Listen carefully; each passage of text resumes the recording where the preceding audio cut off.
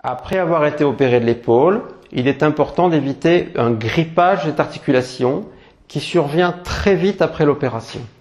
Donc il faut faire des mouvements, que vous ayez été opéré de la coiffe des rotateurs ou d'une prothèse d'épaule, et quel que soit le type de prothèse inversée ou anatomique que vous ayez eu, il faut faire ces mouvements pour éviter la raideur.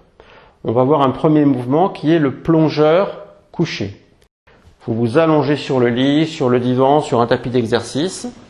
On va imaginer dans cette situation que j'ai été opéré de l'épaule gauche, qui est plus facilement visible par vous.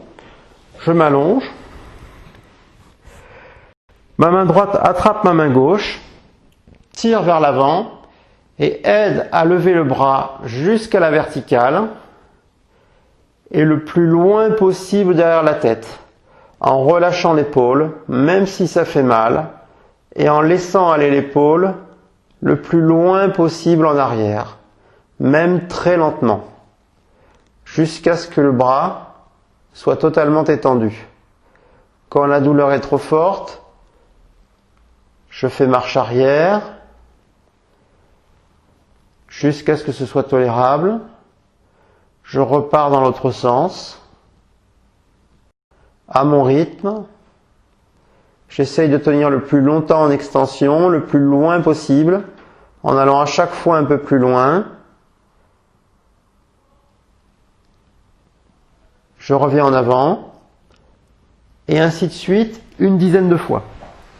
Donc ce mouvement fait travailler l'élévation antérieure.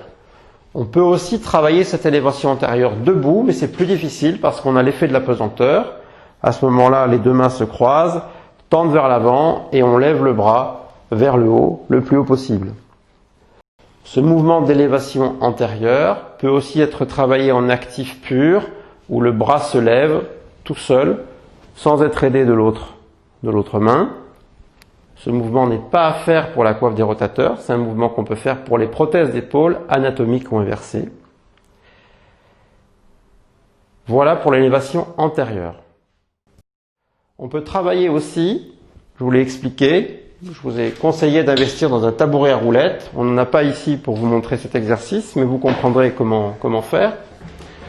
On peut aussi travailler sur une table, en s'asseyant sur une table, en posant son coude sur la table et en reculant avec le tabouret à roulettes, ou ici c'est une table à roulettes, donc j'avance la table à roulettes, j'avance le plus loin possible, sans tricher, sans décoller le coude, mais en laissant vraiment l'épaule partir en avant, et je laisse partir mon épaule en avant, et je travaille une élévation antérieure de l'épaule, jusqu'à ce que ma tête soit carrément dans le creux et au niveau du bras, pour aller le plus loin possible. Donc je ne m'arrête pas ici, je vais le plus loin possible, en élévation antérieure. Toujours pareil, on travaille lentement, on va dans la douleur, on reste dans la zone de douleur. Une dizaine de fois.